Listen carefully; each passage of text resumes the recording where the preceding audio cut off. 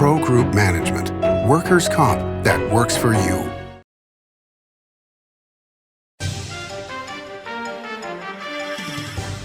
Welcome to Nevada Newsmakers. On the broadcast today, Cedric Crear joins us. He's a Las Vegas City Councilman running for mayor, here for the whole show on an all-new Nevada Newsmakers.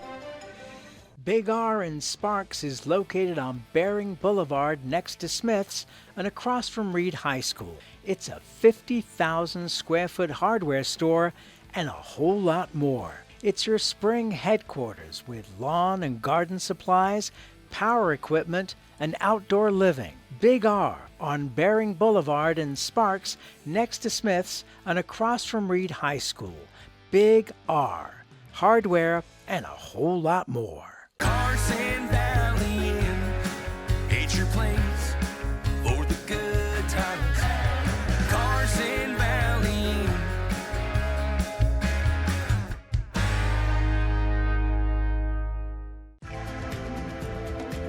Save money and take transit.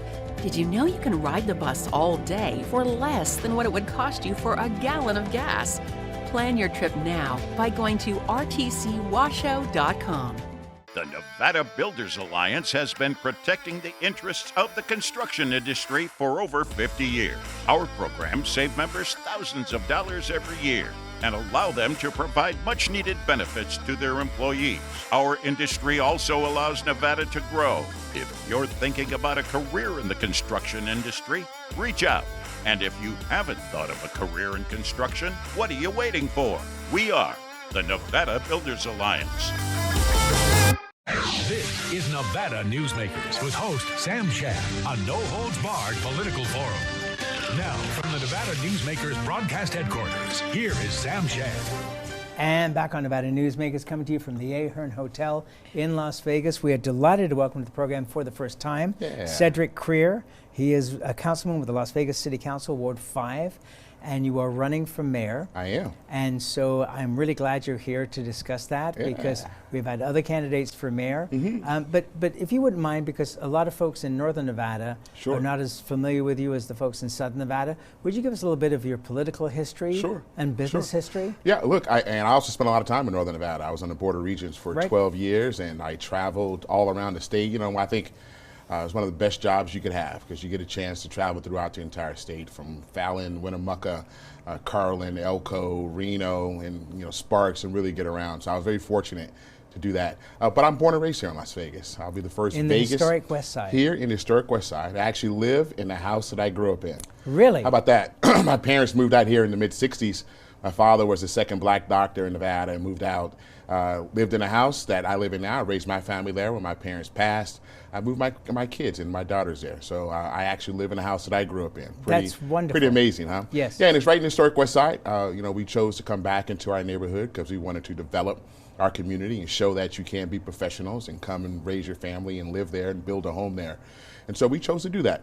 I worked for Station Casinos for about 10 years. I started out dealing blackjack on Graveyard, learned all the other games. I worked in the slot department selling change when they used to sell change, and worked in a carousel. Also, paid jackpots and did hopper jams, the whole nine. Worked in a racing sports book as well. And then you moved into marketing. I did. So I did all those areas. I sort of done everything in the casino business, turned over guest rooms, bus tables, and then I got into marketing. I was director of marketing for a few properties, opened up a number of casinos for them here in Nevada as well as in Missouri. And then I left the company and started my own advertising agency in 2006. We've had Career Creative Group since then, 2010. We had Career Outdoor, which we started. We have some billboards here. And invested in a couple other businesses. We have a restaurant group that we have here. I'm on the board of a bank, an investor in a bank here called Lexicon. So, I have a big business background that I've learned over the course of years. I'm a rare politician to the extent that I actually know what it feels like to go through a recession, to go through COVID, to actually build a business, to employ people, and how to keep a business going. What's amazing about the city of Las Vegas, and of course 25 years of the Goodmans, it will be next year when Carolyn retires, but the remarkable changes in the growth of downtown, when we look at the gaming numbers, Circa has just been unbelievable.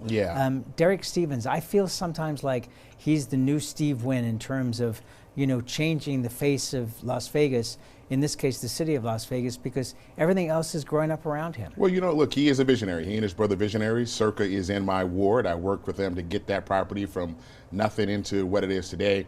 But we have a lot of visionaries downtown. Jonathan Jostle, the Plaza. Right. You've got the group at El Cortez. You've got the Four Queens. The Golden Nugget folk are excellent. The Downtown Grand team are excellent. So, you combine all that. I think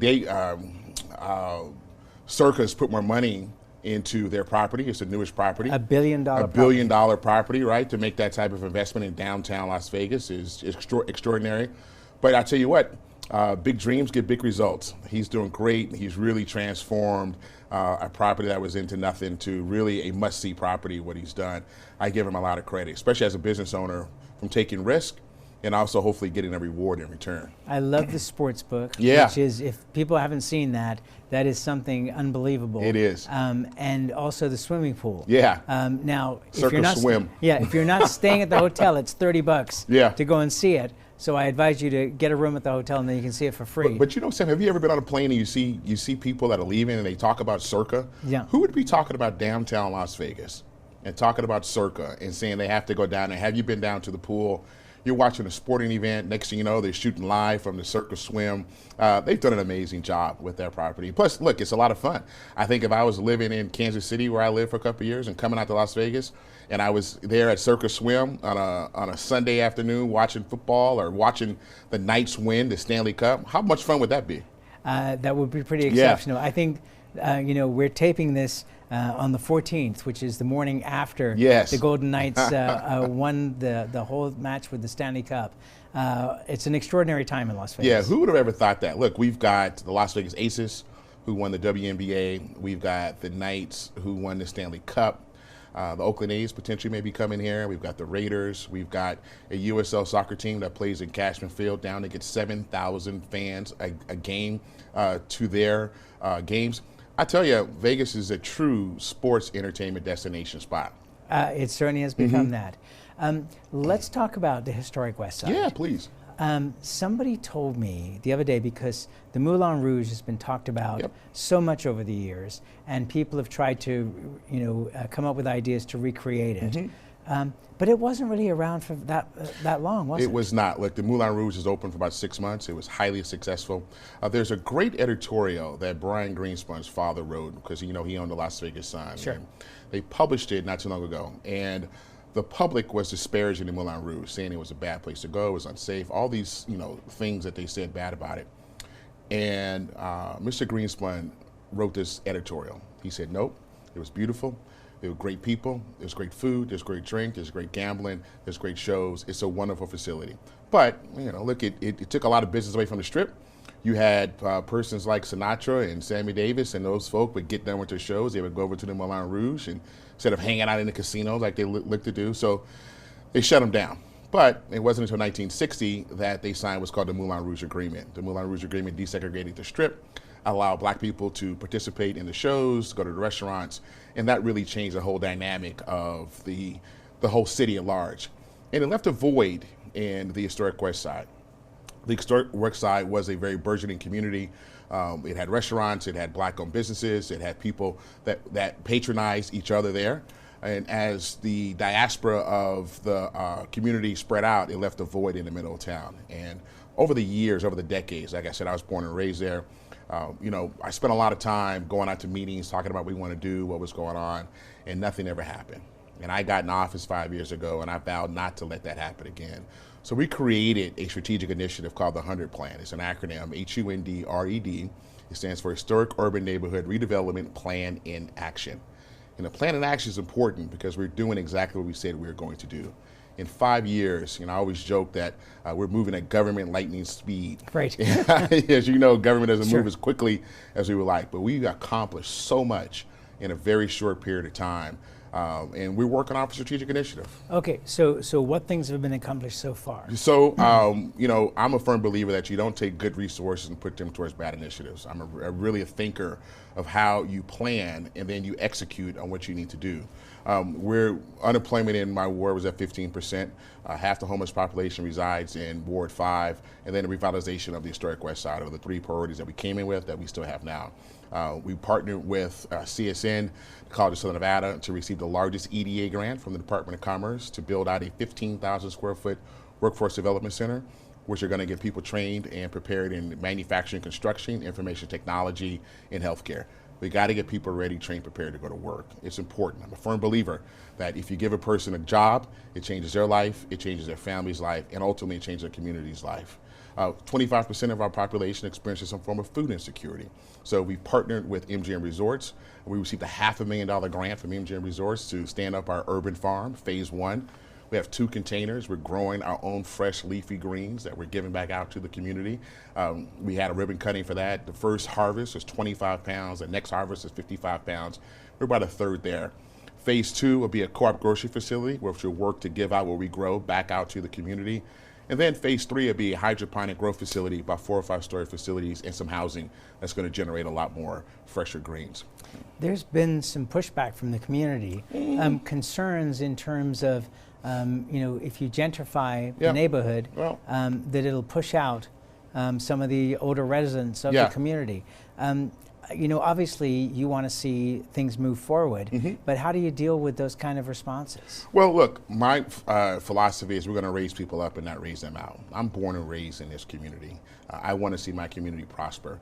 We're doing all types of different things. So micro grants for homeowners to be able to get grants and working with our business and our code enforcement and get their homes up to speed, whether that's weatherizing, whether that's beautifying their outside of their homes, working with them so they can stay in their homes.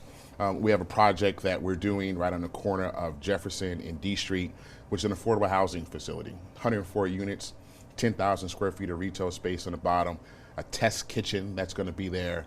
There are things that we do that we're going to allow people in the community to be first-time residents in there. So the goal is to give them opportunities to develop within the community and prosper with all the things we have going on and not have people move out. It's very important. All right, let's take a break. Yep. We'll come back more with Cedric Crear, running for mayor of Las Vegas after this timeout. As you know, Reno is booming. Toll's development company is helping it grow with insightful design and development, building community with every project, adding beauty, adding excitement, emphasizing our shared humanity. Reno is becoming bigger. Toll's development is helping it become better, more livable, more enjoyable. To learn more, go to tollsdevelopment.com. tollsdevelopment.com. Retail's impact on Nevada's economy? Enormous. 8,600 businesses, large and small, employing 145,000 workers. And last fiscal year, retail paid tax on nearly $60 billion in sales. We're the Retail Association of Nevada. We support retail, we help it grow, and we mean business.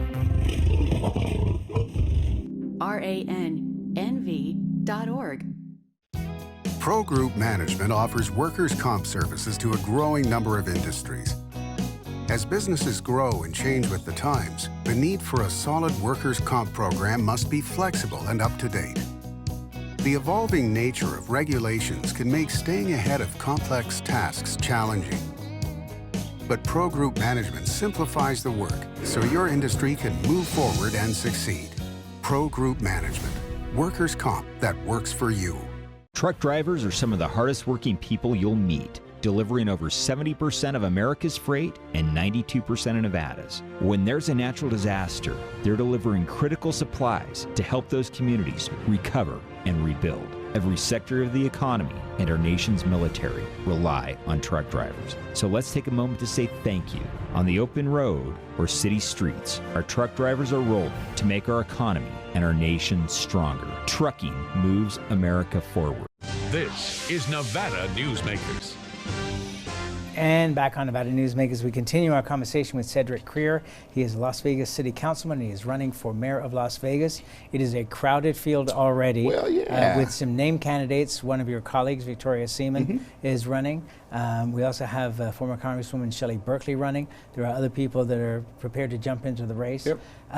One of the biggest issues, and one of the most serious issues, obviously, is the homeless situation. What are your thoughts on that? And you know, it's such an issue across the Western United States. Well, it's an issue across the country. You know, one of the things that I firmly believe in, as I mentioned, I don't take good dollars and put them towards bad resources. When I got in office, you know, half the homeless population resides in Ward 5. All of our services that deal with homelessness reside in Ward 5. So that would include like Four Master Lane? Well, that would include Catholic Charities, that would include our Low Barrier Shelter, Shade Tree, Rescue Mission, Salvation Army, our Respite Center, all are in Ward 5. And so, you know, I vowed to learn as much as I can about homelessness and about mental health. And so I traveled around the country looking at best practices. I went to Los Angeles, San Francisco, Seattle, Denver, Miami, San Antonio, Phoenix, looking at what's working and bringing it back into our community. One thing we saw in San Antonio was the Haven for Hope, which is their low barrier shelter. First half of that we have here in Las Vegas on Four Master. That is our courtyard, and that facility was stood up when I got in office. It's a $25 million facility. You have to keep in mind that the city doesn't have the ability to raise taxes, so we took $25 million out of general fund money to build this facility. It is a facility that houses people at night. It has showers, it has kennel, it has a pharmacy, mental health professionals out of there, as well as workforce development persons out of there. And so we've stood that up in the past 5 years, and it's been wildly successful. We just opened up phase 2, which is going to have more showers. It's also going to have laundry facilities. And so that is taking place. We also saw in Phoenix something called recuperative care centers, or respites. You know, we have people who flood the emergency rooms and they're physically ill. Right. And they put them back out on the streets. And where do they take them? To our low barrier shelter. So we need to find a way to, and we found a way to physically take care of them with doctors and nurses while they're there at our recuperative care center. Then they're able to receive mental health care, they'll be able to receive workforce development care. The goal is to get them physically able, and then to get them not back on the street, but into transition housing, into long-term housing, long-term lease. Okay, do you have transition housing available? We do have transition housing available. We created an app that shows our first responders of what rooms and what beds are available, so we can take them to facilities if they ask to receive services. Another aspect that we've done is that just most recently, we have a mental health crisis in Southern Nevada as well, which is a national issue, which is a state issue, which is a county issue, which is a city issue. And so I've been working with Councilman Knudsen, Commissioner Jones, Sheriff McMahill, from the state as well, Dr. Woodard, who heads up Health and Human Services for homelessness for the state, UMC. We traveled to Phoenix recently. We traveled to San Diego County, looking at what's called crisis stabilization units, CSUs. Give you an example, Maricopa County has 3 CSUs in their area. San Diego County has like 62. San Diego County spends $1 billion a year just on CSUs, and we do not have a comprehensive facility to take someone if they are experiencing some type of mental crisis. And so we're working to get those here into Southern Nevada. We're launching a 988 program. It's a national program. It's a hotline for mental health. You have 911, you have 311. Right. We're launching 988. In conjunction with the state here, so people who are experiencing some form of crisis were able to call someone and receive help. And I think we need to do a better job on short-term initiatives, but also long-term initiatives when it comes to mental health care. Who do you think is doing the best job in responding to around the country? Yeah. So I think San Antonio is doing a great job. Now they've built their Haven for Hope. It's a $100 million facility. The first phase is like ours, a low barrier shelter, and then you go through a Chinese wall if you're 9 months sober. The thing about low barrier, you can be what's called wet. So if you are stoned or if you're high, as long as you don't bother anybody, you're going to receive services there. If you are sober for 9 months, you go across the wall into a transitional housing facility, and then you're able to go into a long-term lease. They've said they've mitigated about 70% of their homeless population in San Antonio. Really? Yeah. It's huge. Yep, it is. So look, we're gleaning what's working and what's not working, and not taking what's not working and bringing it back into our community. We're looking at things that are working. San Antonio is one, Phoenix is one. We saw some affordable housing units in Seattle, Yeshua Terrace, and others, which we're bringing back into the community, working with the Southern Nevada Regional Housing Authority for that, to address that issue. And if there's one thing to understand is that there's no silver bullet to ending homelessness. Right. I think sometimes people just look at one aspect and say, we have to build more housing. Well, we do need more housing. But that doesn't mean we don't need our low barrier shelter. That doesn't mean we need our CSUs. That doesn't mean that we need more workforce development. And so all of those play a role into mitigating homelessness. What do you think the population count is of homeless in the city of Las Vegas? Well, every year we do what's called a point-in-time count, PIT. When I got in office, we were about 6,500. We're about 5,500 now, so we're making progress. Do we have a long way to go? Sure. That's a huge number. Well, yes, it is. Now, look, LA County, 60,000 homeless. New York, 70,000 homeless. San Antonio. But significantly larger population. Significantly larger population. But if we do, I always say this, if it's not code red right now, across the board, we're going to be like that. We have the potential to be like that. So we are putting things in place to mitigate homelessness and to do it responsibly. Let's take another break. We'll come back more with Councilman Cedric Crear. He's running for mayor of Las Vegas right after this timeout. The casino industry drove Nevada's economy for decades. By the 1990s, however, the state's sole industry was in sharp decline. Many were losing their homes, many were leaving the state. Is Reno on track to be the Detroit of the West? Was an October 2010 Reno Gazette-Journal headline. Nevada knew it was time for a change and a time to diversify. Story County took that lead, took risks, invested tens of millions transforming its desert into a place of opportunity and a future for Nevada families needing something new. That desert now provides thousands of high-paying tech, advanced manufacturing, and energy careers at companies like Tesla, Panasonic, Google, Switch, and Redwood Materials. Story County transformed Northern Nevada forever, and the tide of opportunity has raised all vessels through construction contracts, high-paying careers, and the power of payroll. Tens of millions have been generated in sales and property tax, permits, and other revenues for Reno, Sparks, Washoe County, and for all of Nevada. Enough, in fact, to generate a surplus after public services are provided. And best of all, a sustainable economic climate has been created, enabling our children to stay in Nevada and live prosperous lives in their home state. Story County, improving Northern Nevada one industry at a time.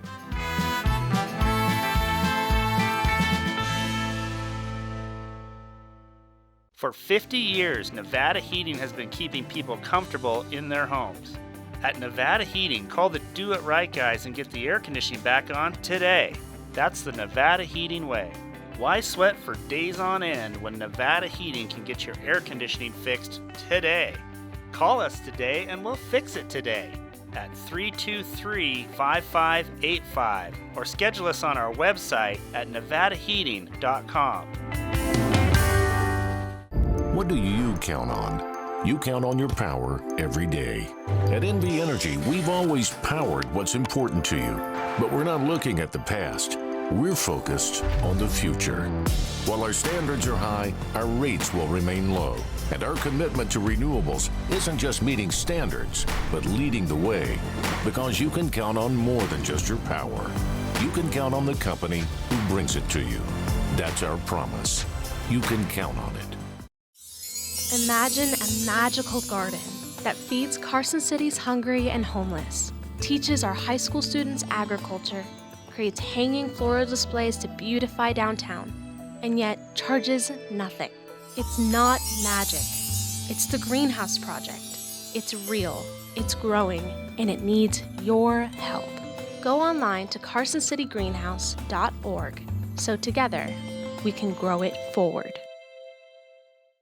This is Nevada Newsmakers. And back on Nevada Newsmakers, coming to you from Las Vegas with the Las Vegas City Councilman Cedric Crear, who is running for mayor.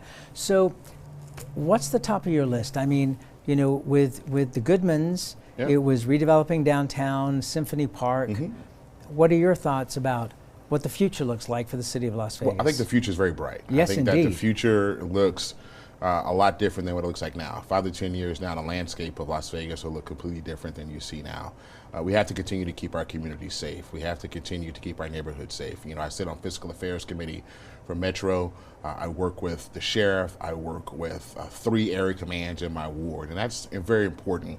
We have to continue to invest in our law enforcement and make sure that people feel safe when they come downtown, make sure people feel safer in their homes, and that's a huge priority of what we need to do. And working across the spectrum in order to do that. You know, the mayor has the ability to be the biggest cheerleader in the city of Las Vegas and also work across not only party lines, but also across jurisdictions to make sure that our region is very safe.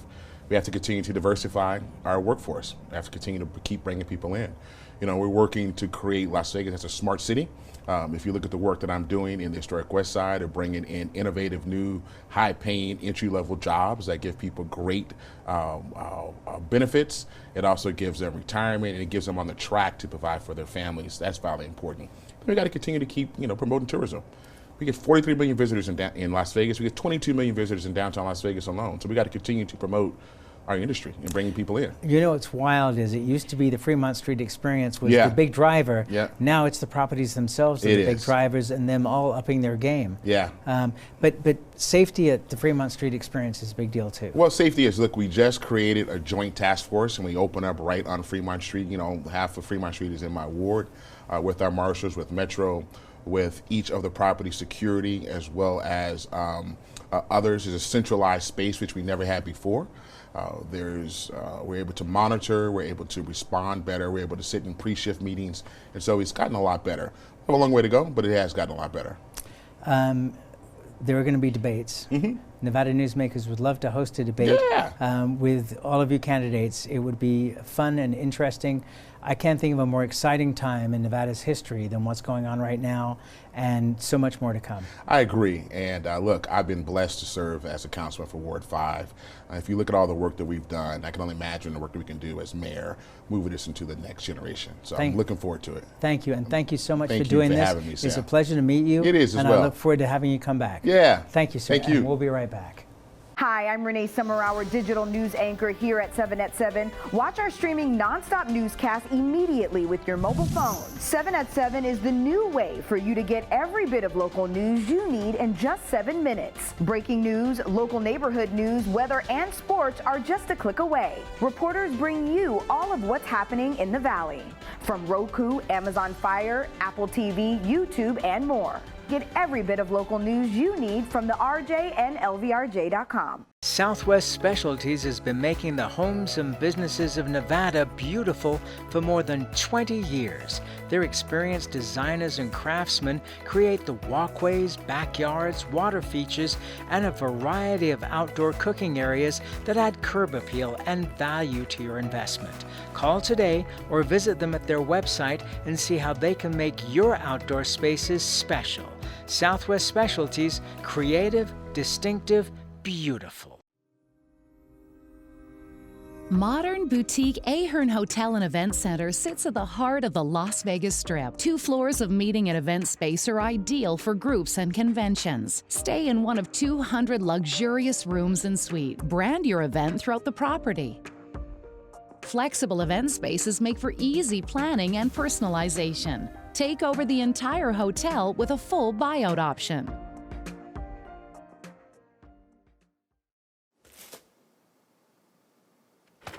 Calamity. It lurks around every corner. Or not. That's why UMC Quick Care is around every corner, with locations around the valley. UMC Quick Care, for all your small calamities. Thanks for watching Nevada Newsmakers, coming to you from the Ahern Hotel in Las Vegas. We'll see you on the next broadcast.